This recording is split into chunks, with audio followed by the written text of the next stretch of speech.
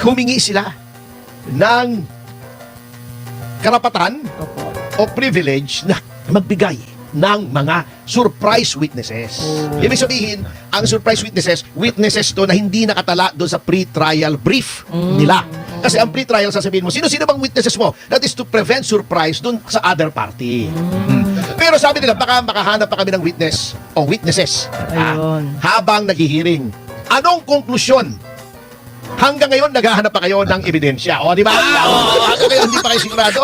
wala Hindi pa yan. tapos. Number 2, yung sinasabi ni Delima, yung magandang babae. Opo. Oo, ha? Na gusto niyong bumalik at magpasampina pa ng mga dokumento. Tapos na nga, ang haba-haba na nga yung mini trial niyo na wala naman Di sa ba bawal batas. nga eh, di ba?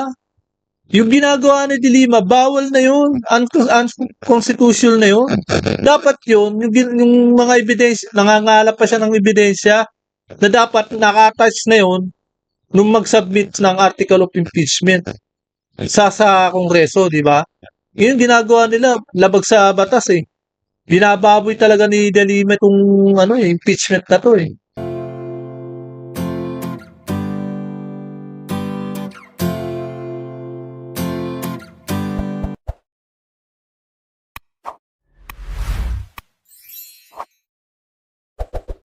Ayan po mga kababayan, mga Kapats Press, Renico nagtaka kung bakit hindi nilahad ng depensa ang magiging depensa nito upang maabisuhan din sila sa mga argumentong ihaharap nila.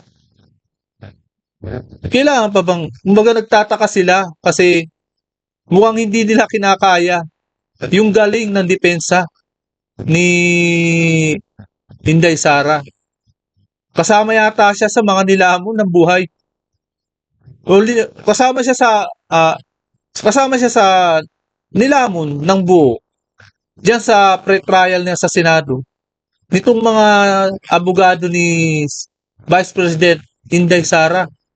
Kaya ngayon naghahanap siya at nangangatwiran o kaya naghahanap ng butas. 'Di ba? Kailangan daw basketball, kailangan i-scout mo muna bago mo iparap sa inyo. Kasama ba yan sa, kumbaga natatalo nga eh, di ba?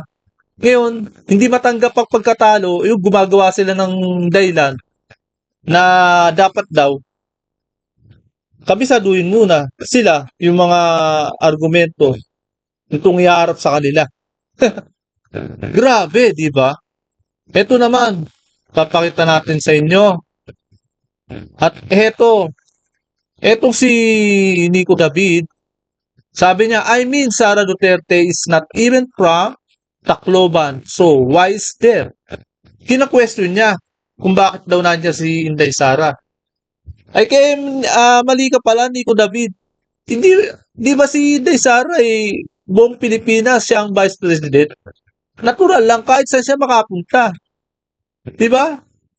Kahit saan, biktima ng ng pamamaril yung yung pinuntahan niya. Talagang hindi na biro. 'Di ba? Yung yung mga pinagmamalaki mong amo mo. Nasaan na? Nandiyan ba? 'Di ba? Kaya ito, ito pa meron pang isa. Yun, ito. Ayan, ito na. Ito yung sa pre-trial. Nandiyan si Delima, di ba? At ito nga sabi nga yan yung nagpa-photo ops pa sila. Kaya nga balita diyan ito Nagtapos nung Huwebes yan ng gabi. Ang pre-trial na yan na conference para sa impeachment ni conference. Di ba? Vice Presidente Sara Duterte. Kung saan sinisi ng House Prosecution Panel ang depensa sa pagkantala ng pagtatapos ng proseso. Yan, sinisisi pa nila po ang mga pagalingan man talaga yan Pagalingan ng diskarte. Kung ano man ang nangyari sa inyo diyan, kay Dilima o kay Luistro, wag niyo nang sisihin. Kung gaano kagaling ang depensa ni Inday Sara, 'di ba?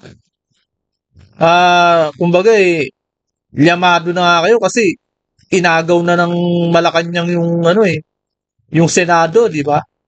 Yung pagka-leadership nasa Malacanang na, di ba? Ngayon nagrereklamo pa kayo.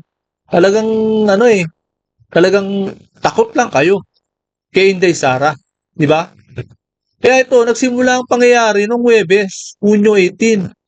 At matapos ang kabuwang 5 na sesyon ng trabaho nila.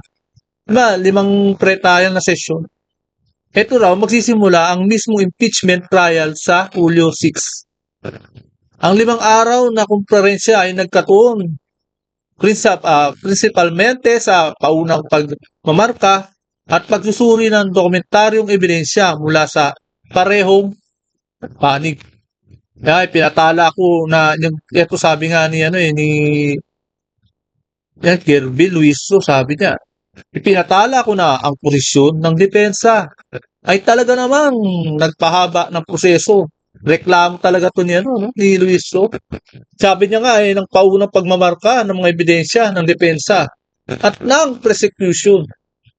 Sabi ni Representative Baculaw Luisro. Namumuno siya sa siya pala yung namumuno sa tawag dito, prosecution, di ba? So sa isang pagkakataon, kinailangan ng parehong panig na imarka ang humigit kumulang 8,000 piraso ng ebidensyang imbis na 4,000 dahil iginiit ng depensa na hiwalay nilang tama naman talaga, di ba? Ihiwalay nilang imarka ang kanilang dokumento, tama, kahit na pareho lang ang exhibit na inirap ng prosecution. Talagang pinag-isipan ng mga depensa ni Inday Sara na wag silang mabudol nitong mga taga-prosecution na sa pangunguna ni Baculaw. Kasi, balay mo, itago nila yan at hindi nila ipakita. Di ba? Kailangan nasa kanila pa rin ang pagmamarka, di ba? Para kanya-kanya na. Madaya pa prosecution ni Luis Roy. Yun nga, walang tiwala ang depensa ni Inday Sara sa kanila. Dahil kilalang-kilala naman ng taong bayan na mambubudol tong prosecution nito Puro mga paglabag sa konstitusyon ang pinagagawa nila, di ba? Yung paggawa pa, yung yung tawag doon, yung committee justice, parang semi-trial nila noon. Doon pa lang unconstitutional na di ba? Kaya ito po, bago pong lahat, welcome po muna sa aking channel. Ito, at muling nagbabalik ang inyong lingkod, Pats Press TV. Ito, panoorin po natin si Atty. Topacio. Ayan. Yan na po si Atty. Topacio. Ito, panoorin po natin ang kabuang video na to.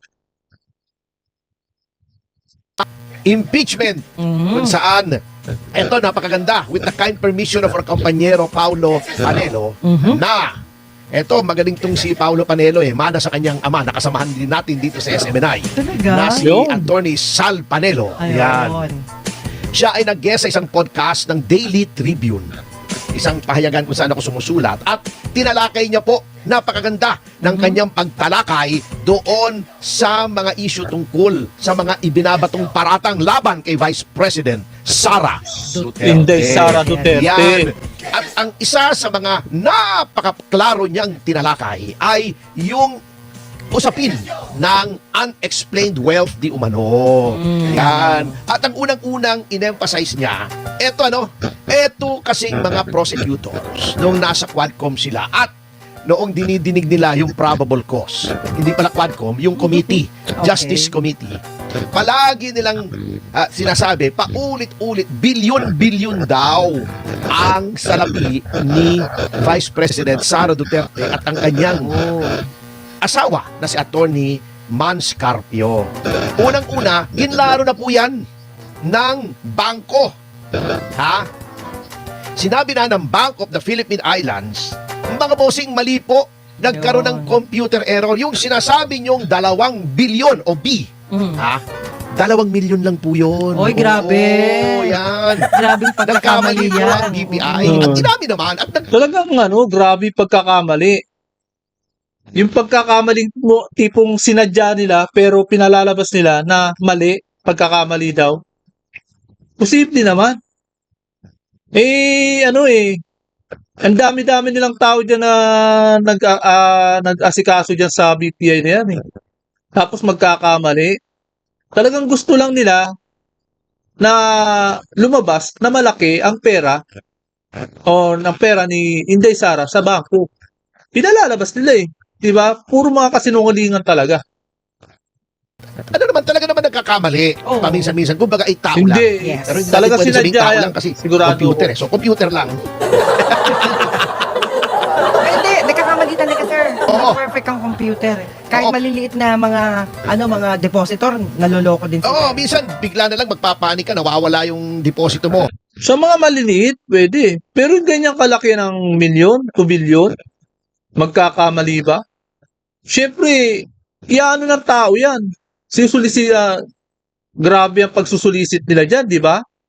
Tapos, sa kabila ng pagsisikap nila na matuntun yun at makita, nagkakamali pa sila. Grabe.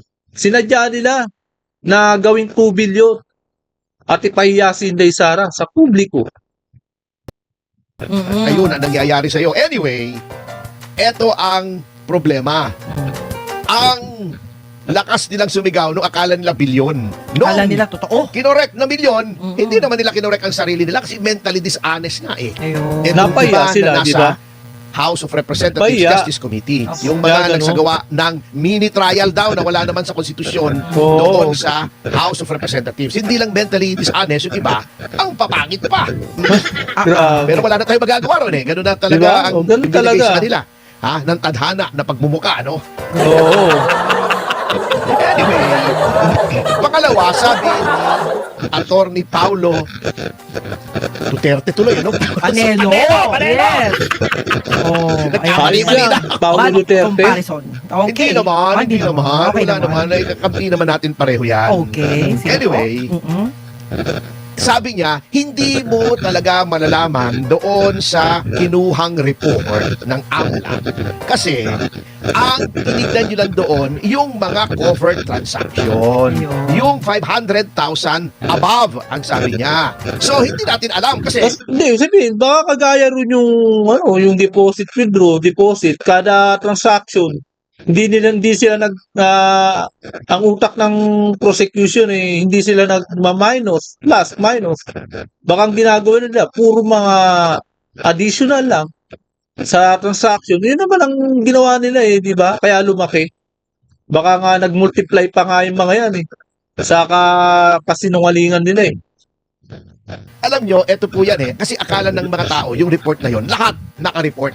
Report na yon, lahat naka-report.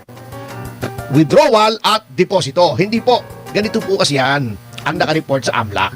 Dalawa po yan under the Anti-Money Laundering Act. Covered transaction, automatic po yan. 500,000 pataas. Covered transaction yan. Anong ibig sabihin covered transaction? Whether you like it or not, papasok sa system yan, ire-report yan sa Anti-Money Laundering Council o Ayun. AMLAC. Okay. Meron namang sinasabing suspicious transaction. Yan ang suspicious transaction report. Opo. Kahit hindi 500,000, let's say 150,000 lamang o 200,000, pero kahina-hinala, di ba? Opo. Oo. Ay i-report din po yan. Yan ang discretionary sa bangko. Ang bangko nagdedetermine na, uy, kahina-hinala ito, i-report natin sa AMLAC. Yan. Ngayon, pag hindi covered transaction, okay, at hindi suspicious transaction, hindi po nire-report. O let's say, pumasok 600,000. Okay. Okay? Parang ako, yung bank account noong Boracay Films. Akala mo, ang laki-laki ng papasok, kita, di ba? Opo. Pero hindi mo alam, ikakalat mo yun. May mga bayarin, halimbawa pumasok, let's say na lang 1M. Pagkatapos, unti-unti, kukunin mo yun kasi babayaran mo yung director, babayaran mo yung artista, babayaran mo yung post-production, babayaran mo yung mga utang mong renta ng camera, yung 1 million, hindi mo alam, ano Babawasan. tira na lang sa'yo, 250,000 na lang. Oo, akala mo, ang yaman ni Atty. Tomasio, kumita ng 1 milyon. Hindi po kita yon. Ayun. Yun po ay pasok. So, yung 1 million, covered yun. Covered Okay. transaction yun. Opo. Okay. Yan ay ire-report sa AMLAC. Pero, siyempre, maglalabas ako 100,000 para kay Direk. Tatanong ng Oh, yun yung hindi ginagawa ng prosecution. Naglalabas na ng 100, di ba? Hindi nila pinagmumukha nila na hindi nila withdraw, hindi nila pinalalabas na withdraw. Ginagawa nila, nilalagyan pa nila, kumbaga dinadagdag pa nila. Nag-withdraw pero dinagdag pa rin nila sa transaction. Pinalalabas ng prosecution yan. Kaya nga laki, di ba? Dumoble. Ripley pa nga eh. Pinalalabas ng mga halimaw ng mga congressman na yan. bangko, Sir, bakit yung pina-fund transfer? Kasi may utang ako sa direktor. Tinatanong ng bangko pag nagpa-fund transfer ka kung anong reason. Opo. Ito yung kontrata. Okay. Bakit mo binibigyan itong taong ito yung RSVP ng 150,000? Ay, renta po yan sa camera. Oh, Yan, yun. nasa yung camera Diba, truck, yung malinaw? mga tao. Kasi, siyempre, pag nagpaparenta yung mga camera rental ng camera, hindi naman mag-isa pupunta yung camera, may mga kasama yun. May kasama rin yun. Oo. May tao rin yun. Hindi lamang magdadala, ngunit mag-ooperate. Siyempre, kung ikaw may-ari nun, mahal yun eh. Opo. Siyempre, gusto mo yung sarili mong tao nag-ooperate. O, dahil sila ang ano nun eh. Sila nakakaalam kung paano Para yun. tipid. Binabayaran din po yun. Cargo rin yun ng producer. Ah. So, maglalabas. Magkano yan? 150. Ito po yung resibo. Opo. Ito yung invoice ng RSVP. Hindi na suspicious transaction yon kasi justified. Opo. Hindi siya covered kasi below 500,000. Hindi na marereport sa AMLAC. Okay? Ayun. So, sa records ng AMLAC, ang nakita lamang nila, yung 1 million na pumasok. Yung unang bagsak.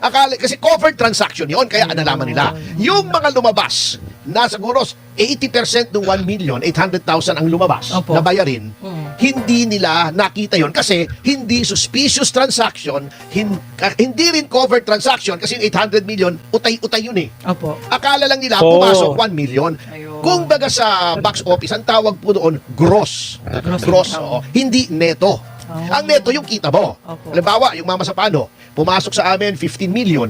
Okay. Hindi pa, kita yon, gross pa lang yon. Bakit? Kasi ang gastos doon, 33 million. Oo, wala May pa mga iba. bayarin ka pa. Hindi ka pa bawi, wala ka pang kita roon. Ayun. Kaya kung titignan mo, sasabihin nila, oh, may pumasok sa yung 15 million. Bakit hindi ka nagbayad ng tax? Sabi, teka muna, ang tax mo ay yung net, yung Opo. kinita mo. Kung siya, Paano oo, sa magbabayad ng kinita. income tax kung walang income? Wala. Pumasok 15, lumabas 33. Well, hindi income yun, di ba? Ang tawag doon ay lugi!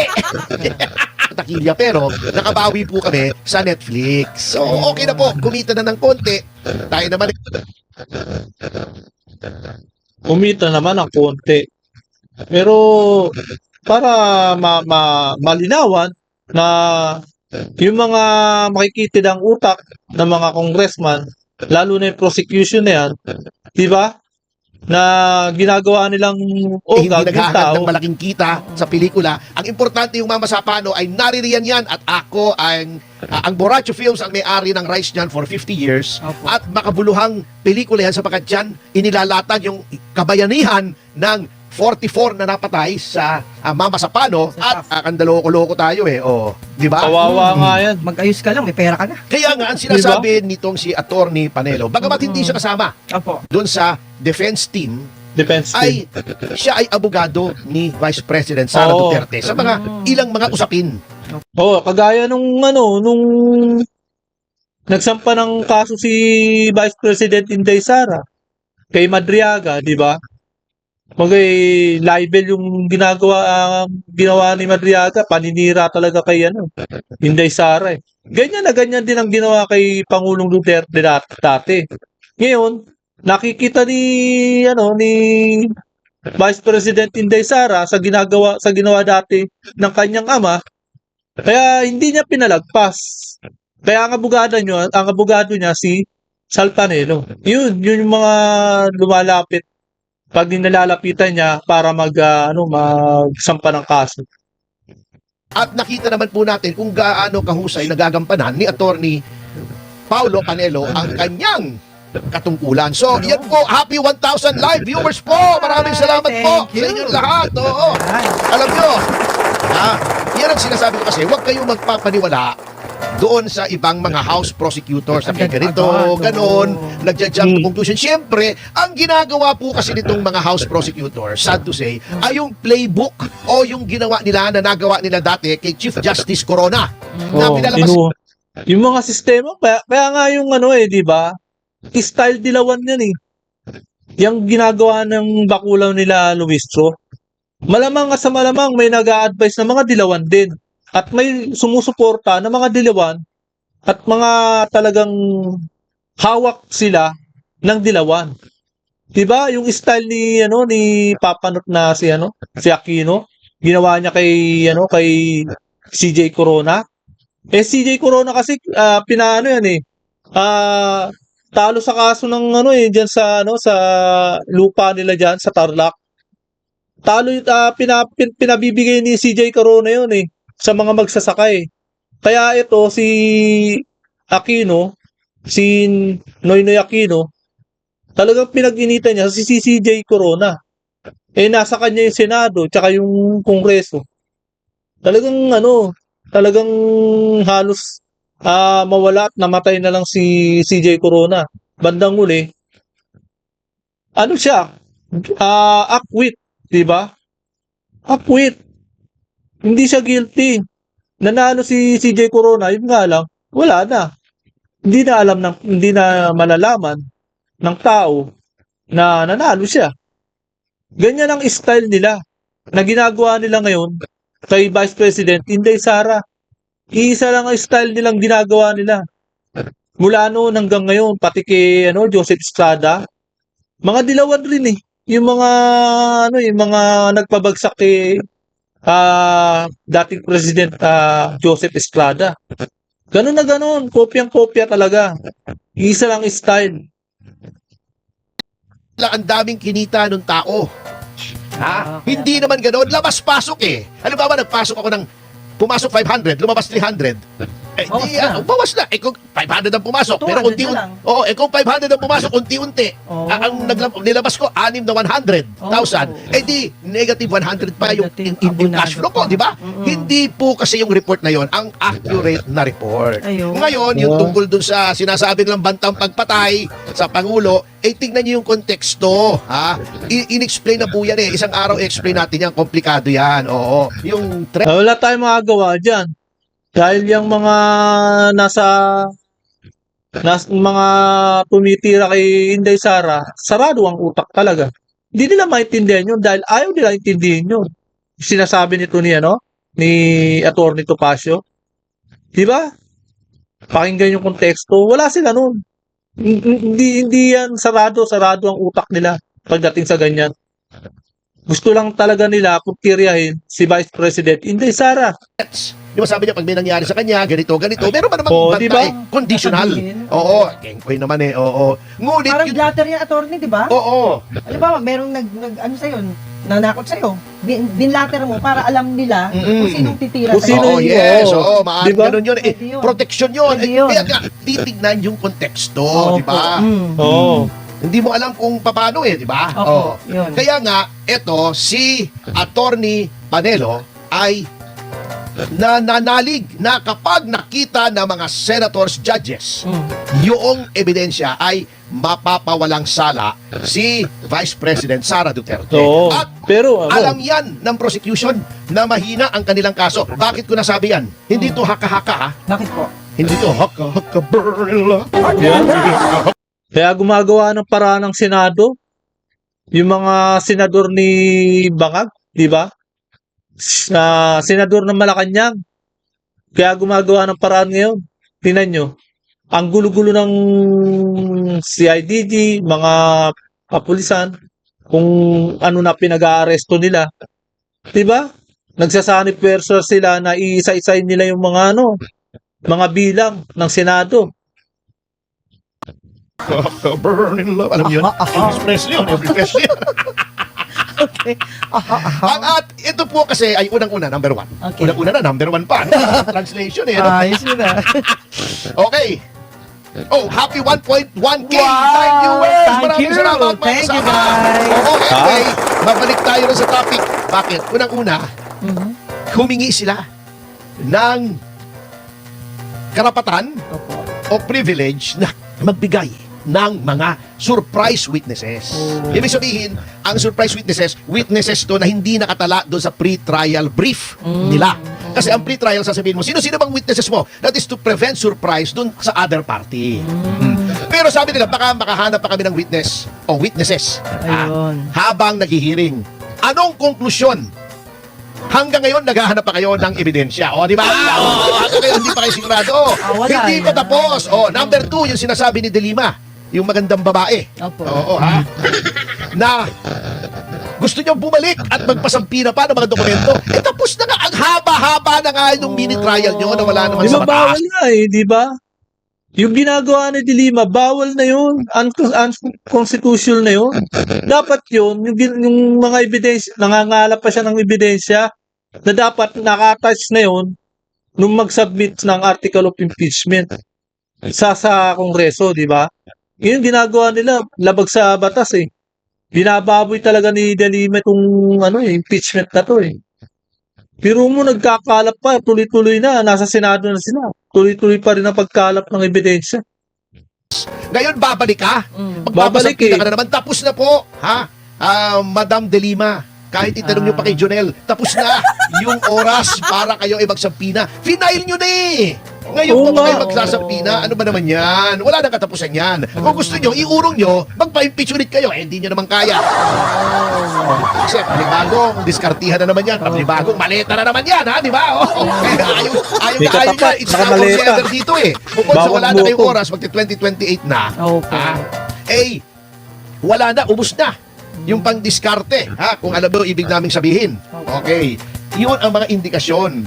Ha, na talagang wala na sa hulog yung gustong mangyari ng mga prosecutors. Bukod sa wala rin sa hulog ang pagmumukha ng iba sa kanila. Ang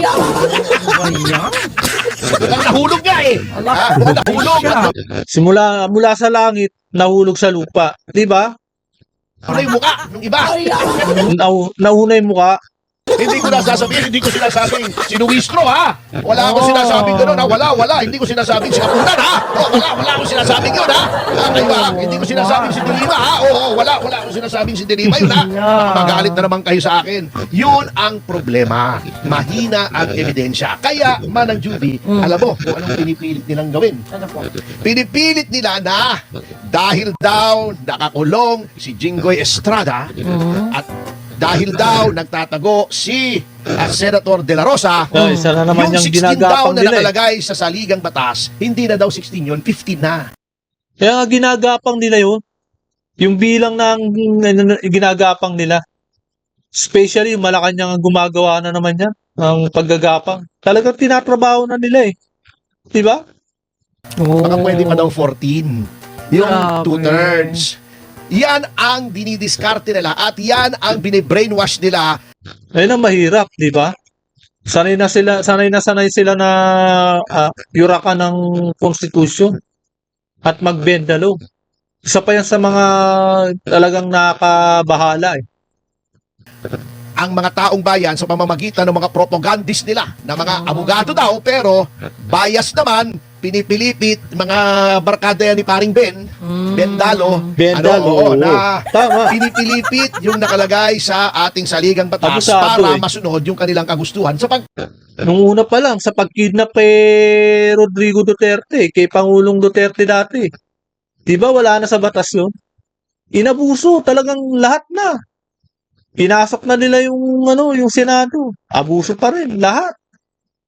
Ngayon si Bato, inaano nila, tinatarget nila. Kahit wala namang warrant of arrest, na hindi naman jurisdiction ng ICI sa atin, di ba? sapagkat alam nila na mahihirapan sila yung kanilang kagustuhan Tama. sapagkat Eh, alam 16 nila eh. na mahihirapan sila sa Nakunin. pagkuha ng 16 votes. 16, Hindi yan, lamang tama. dahil popular si Vice President Sara Duterte, kundi Hindi. dahil napakanipis ng ebidensya. Kung anong kapal ng pagmumuka ng ilang Ganun mga din House kanipis prosecutors, ang mga ebidensya. yun din ang nipis ng ebidensya.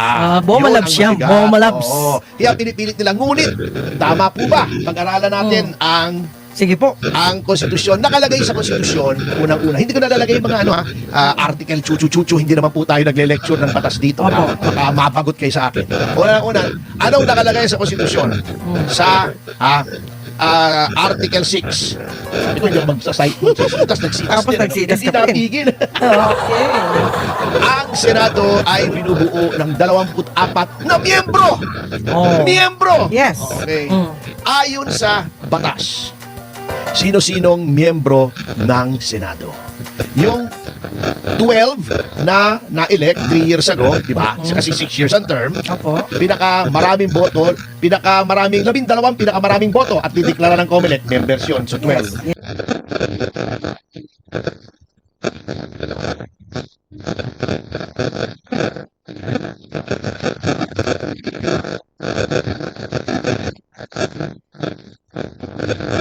Mhm.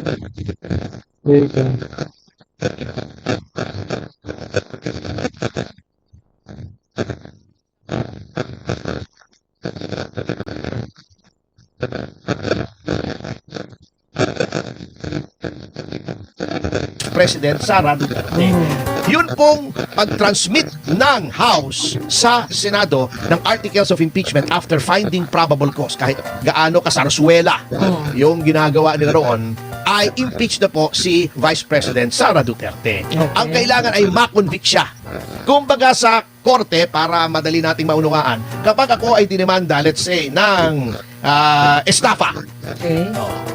o halimbawa, kung ano mang krimen, Okay. Okay. at sabi ng piskal, may probable cause, isasampay information sa court, akusado na ako, pero hindi pa ako convicted, lilitisin pa. Ito yung paglilitis ng Senado sitting as an impeachment court. Okay?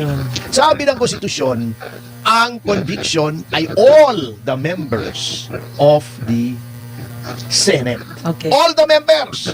Ibig sabihin, 2/3 ng all the members at 24 ay 16. Ngayon may sinasabi sila, nagtatago si Senator Bato. Ha? Teka muna. Nagtatago siya, hindi siya maka-attend kasi tinatakot nyo eh. Hinahabol nyo eh. Sinasabi nyo may warrant. Kahit ang opinyon ng marami ay hindi valid yung ICC warrant dito. Yes. Sige, balasubasin nyo na ang soberanya ng Pilipinas para maka-haras lang kayo ng kalaban sa politika. Nagtatago. Siya ba ay hindi na miyembro ng Miyembro pa rin. Senado? Miyembro pa rin. Miyembro! Oh. Si Jinggoy ba? Ikinulo Kasi number one, wala naman siya sa ibang bansa di ba? Kaya ang target nila ay padala sa ICC yan kumbaga para mapatunayan lang na nasa ibang bansa si Bato de la Rosa. Yun, doon nila ipapasok yung mga batas nila. Di ba? dahil sa kasong plunder. By the way, Sarili bilib nilang po tayo, batas. saludo tayo. Oo, may dignidad yan kahit Hindi paano. nagpatakot, hindi Yes. nagpatinag, hindi umatras. Tama. Alam nyo, lalong lumaki ang paghanga ko kay Jinggoy Jinggoy Estrada. Estrada. Anyway, babalik Oo, tayo sa diskusyon. Okay. Grabe. Okay, sinabi na, suspendido. Kapag ikaw ay suspendido, hindi mo magawa yung mga katungkulan mo bilang senador. Ikaw ba itanggal sa pagkasenador? Hindi. Edi 24 pa rin ang member. Yes, 16 oo. pa rin. Yun. Okay, 16 pa rin happy pala. 5,000 Hi. live viewers sa DZR YouTube channel. Yun. Okay, maraming salamat Thank po you, sa inyo. guys. Basta ang mahalaga, 16 pa rin ang kailangan ng mga prosecution para makonvict si Inday Sara, si Vice President Inday Sara, di ba? Kaya, pero, nangangamba ako na etong mga buhayang to, gagawa at gagawa ng paraan. Bendalo di ba? Lalo na si mga Malacanang Senate. Anyway, okay. Di ba? Ilan pa rin ang membro? 24. Okay. 24 May pa namatay rin. ba? Dapat. Oo, although may mga senador na gusto ng mga ibang tao mamatay na, wag naman po. Wag naman. Kahit busit na kayo Bad sa yun. pagbubuka, halimbawa ni Lacson, wag nyo namang naisi na mamatay. Oh, Hindi wag. po tama yun. Bad yun. Wag. Busit na Wag kayo sanang sa mamatay, pagbubuka ni di ba? Rizzo Antiveros. Wag nyo namang naisi. Wow. Ay, wag Bad po yun. naisip na mamatay si Rizzo Antiveros, di ba? Bumalik na tayo rito sa ating diskusyon. Wag Oo. naman mag-isip ng Sige, gano'n. di 24. Ang mamatay yung mga 16 yan, pa rin. di ba? Oo. Sige, di 24, Oh. 16 pa rin. Ang kailangan. Oo, kahit Oh. absent. Okay. Ang magkakaroon lang ng bakante ay kung may mamatay, ha? Oo, O nasa ibang ma-expel, bansa. Yan. o ma-disqualify. Yan. Pero malabong mangyari, halimbawa, si Senator Jinggoy, kung siya ay mahahatulan by final judgment, ha? Final Oh. ng plunder, Mm. ang isa sa mga parusa roon, auxiliary penalties ay disqualification, permanent absolute disqualification from holding public office. Ay, wala. Pero, kailan po mangyayari yon? Next election. Hindi pa. Hindi pa. Ay, hindi pa. Kailangan ma-convict muna siya ng final judgment. Ano? Oh. Pagkatapos niyang ma-convict sa Sandigan Bayan, iaapila sa Supreme Court. So, Ah, hindi pa may apela final. pa. So, Oh. wala pa rin siya disqualification. Wala pa. Kapag nagdesisyon na ang Korte Suprema na siya ay guilty, Opo. doon lamang papasok yung permanent absolute disqualification. Oh. Kailan mangyayari yun? Matagal pa po yun. Marami Because of pang due chance. process. Oh. Si Bato, Mm. at sabihin na natin, hindi pumapasok. Kahit sinasabi ni paring Bendalo, si Mm. Erwin, na no work, no pay, walang bayad. Pero, miyembro pa rin ng Ng Senado. Senado. Hindi pa rin Ayun. natatanggal kahit hindi bayad. Opo. O, di ba? Parang tayo. Buhay pa. O, broadcaster tayo rito. Wala tayong bayad. Pero, broadcaster pa rin tayo. Di ba? Hindi matatanggal yung ating Posisyon. yung ating posisyon. Yo. Ganun. Kaya kahit anong mangyari, wag lang matepok. At least, senador ka pa rin. Membro ka pa rin ng Senado. Diba? po yun. Yan. Ngayon, kung sasabihin yung fugitive, etc., chuchu-chuchu, dapat Oh, i-expel. hindi, wala yan. I-expel nyo muna. At ang I-convict makakapag-expel, muna. hindi, other than conviction, Okay. gusto nyo i-expel. Aha. Yung Committee on Ethics ang Ethics. maghihiring kung may ground for expulsion. Oh. I-re-report noong Committee on Ethics sa plenary Apo. ng Senado at yung majority pa rin. Ha? Yung kagaya ng ginawa nila kagaya nung halimbawa na lang, di ba? Yung kagaya ng ginawa kay Kiko Barsaga. Pinag-initan, di ba? Walang kahabag-habag. Kawawa naman yung tao. Wala silang konsyensya. Yun. Tinanggal nila, expelled nila, di ba? Ganun. Dapat ang mangyari sa Senado. Ng Senado ang Dadaan sa mag-expel. Proseso pa rin yan. So sa Oh, ngayon, process ilan pa ang rin. miyembro ng Senado? 24 pa rin. Walang bakante, walang in-expel, walang Kaya namatay, nga. walang nag-resign. Yan. At kung meron pang mamatay, meron pa mag-resign. Oo. Anong rule? Wala pa eh. Ngayon, ang nangyayari, ginagapang ng Malacanang, ngayon, isa-isa nang nagiging hudas ang mga mga senador, kagaya ni Escudero at ni Villanueva. Di ba? Mga nanguhudas na, ginagapang eh. Talagang tinatakot eh. Pero itong dalawang to, si Chis Escudero at si Joel Villanueva, hindi sila maggaganyan kung hindi totoo. Kung malinis sila at inakusahan silang ganyan, hindi sila babaliktad dahil wala nga silang kasalanan, hindi ba? Eh ngayon, bumaliktad sila, naging hudas sila, naghudas. Ibig sabihin, totoo. Takot sila eh. Dahil totoo, may mga ebidensya. Kaya tinatakot sila. Di ba? Until Tapos yung kay Marcoleta, yun, ginagawa nila ng kaso kahit mali-mali naman. Di ba? Kaya dapat matakot sila sa grupo ng iglesia. Nagsalita na nga iglesia eh. Ibig sabihin eh, sinabi nila we are one eh. Di ba? Kaya ganun.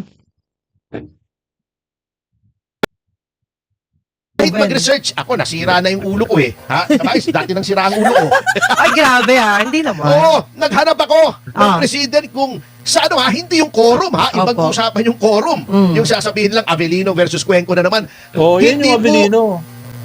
Binding, hindi po Doon nila nakuha yun eh, yung Abilino versus Cuenco, yung sa ibang bansa, yung senador kapag nasa ibang bansa, hindi na raw pwedeng bumoto, nasa ibang bansa eh. Pero absolute na yun eh. 1949 pa yun. Eh tayo ewan ko kung 46 pa yun. Eh tayo kasi 1987 na eh. Di ba? Tagal na.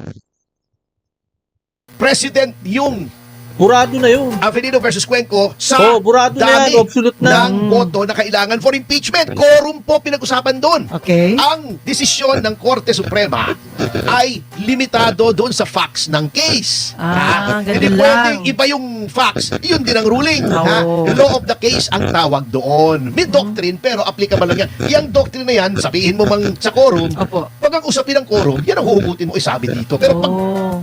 super majority na for impeachment, ibang usapan yan. At wala pa pong desisyon ng Korte Suprema, Opo. wala naman nakalagay sa konstitusyon kung nabawasan because of death, expulsion, resignation, or disqualification. Ayan po, no? Ayan. Hanggang dito na lamang po. Siyempre, ating pong napakinggan ang balitaktakan at siyempre ang pahayag ni Atty. Topacio na talaga naman at malaman. Siyempre, kaya hanggang dito na lamang po. At kung hindi ka pa nakakapag-subscribe, please subscribe my channel para lagi kang updated sa bawat upload ko. Maraming salamat po.